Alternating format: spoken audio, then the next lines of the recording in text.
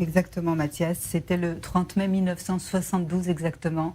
À 22 heures, les trois terroristes arrivent à l'aéroport de Lod. Comme vous l'avez dit, désormais c'est l'aéroport Ben Gurion de Tel Aviv. Ils arrivent à bord d'un vol Air France depuis la capitale italienne Rome. Les trois sont membres de l'armée communiste japonaise et décident de faire un massacre dans cet aéroport au nom du Front populaire de libération de la Palestine, le FPLP.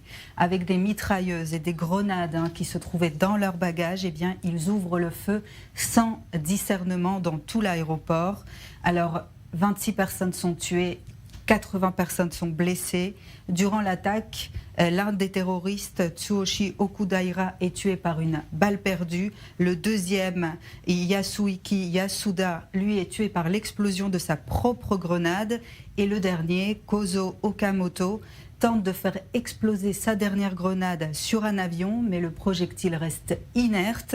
Il est désarmé et il est poursuivi par un employé de la compagnie aérienne El Al et il est arrêté ainsi. Lors de son interrogatoire, justement, sur la promesse qu'on lui donnera une arme pour pouvoir se tuer, on va dire comme un kamikaze, eh bien, il accepte sa culpabilité et il accepte évidemment de tout raconter.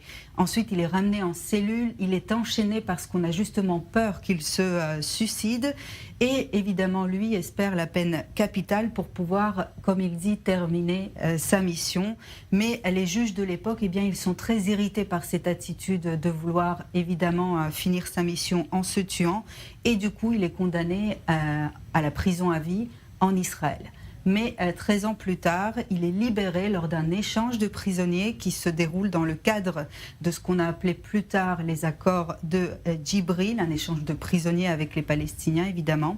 Et puis après cet échange de prisonniers, eh bien, Kozo Okamoto décide de déménager au Liban où là-bas il obtient un statut particulier, celui de réfugié, en raison justement de sa participation à ce massacre et donc à une opération de résistance contre Israël.